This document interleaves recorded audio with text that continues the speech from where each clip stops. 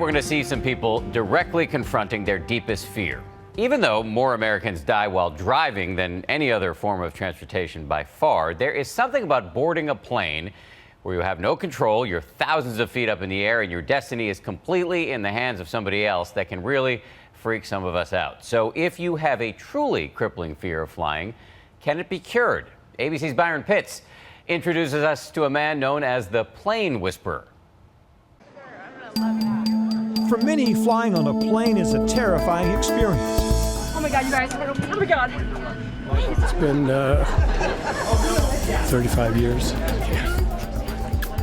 For them, the mere thought of being trapped in a plane 30,000 feet in the air, pure white-knuckle, chest-thumping, I could barely breathe fear. Like in this documentary, Fear of Flying.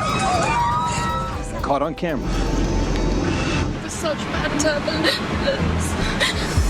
And that's why these men and women are here. So we're waiting for him to open the door. This retired Air Force pilot turned therapist is the plane whisperer for those deathly afraid of flying.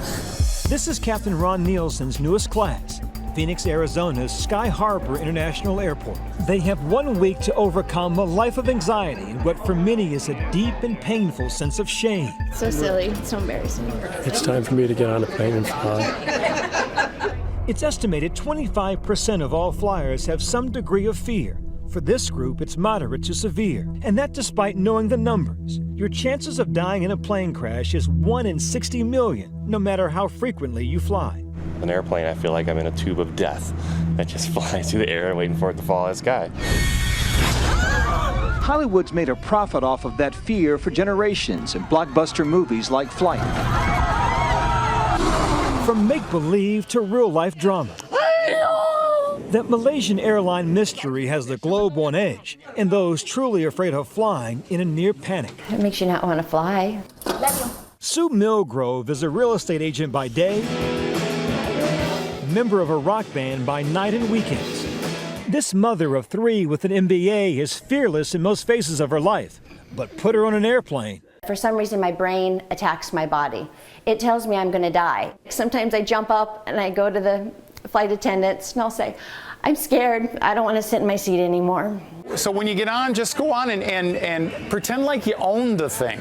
This is the 4th time she's taking Captain Ron's class. Are you ready? Let's go. Her motivation? Pretty simple. I want to take them to Disney World in Florida. Not happening. No, I can't be on the plane for 4 or 5 hours. I just can't, and I'm afraid of panicking with them.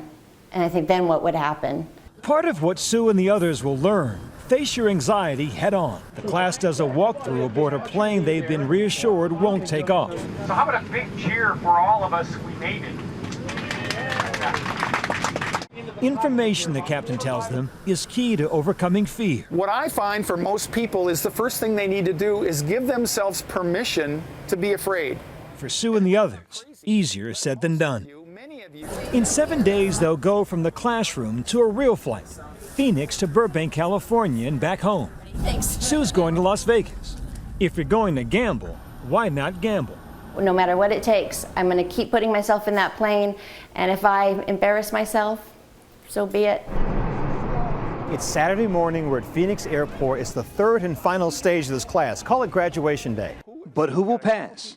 I feel a little nervous, a little anxious. Nancy Linkswiller used to fly as part of her job. After a panic attack mid-flight, she stopped flying and changed jobs. It's been about 6 or 7 years since I've flown.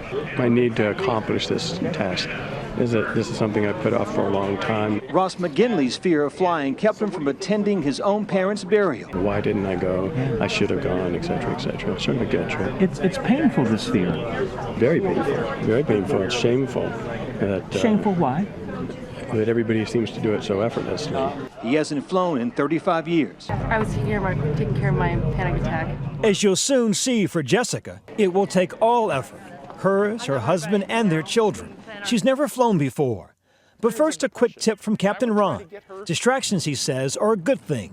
Bring a book, music, anything that takes your mind off your anxiety. You go past the food court, grab a drinking straw, get on the airplane, and restrict your breathing through the straw. If you can control your breathing for the first 2 minutes of flight, you've got 90% of the battle licked.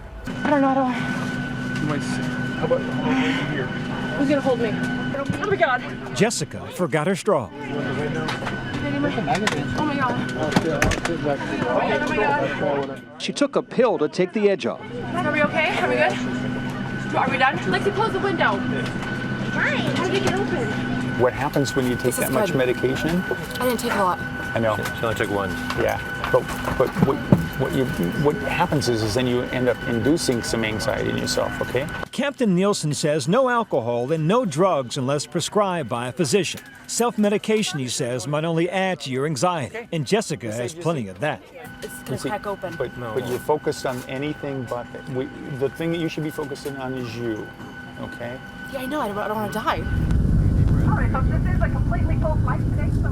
Minutes later, and much to our surprise, Jessica is calm, actually enjoying herself. It's so cool. Well, I am very well. you're smiling. Yeah. It wasn't as bad as I guess I thought. I think maybe this is my first time flying, so just getting over that hurdle. It's actually beautiful. I'm sorry. And Jessica's classmate Nancy, the joy of overcoming her fear overwhelms her. Gosh, it's like the world opens up again. The landing was as smooth as the flight. Jessica spoke, and should we say, screamed for everyone in the class. Everyone but Ross. Although he kept quiet the entire flight, he was horrified. The beginning and the end are hard. I'm actually thinking about driving back. The anxiety overwhelming.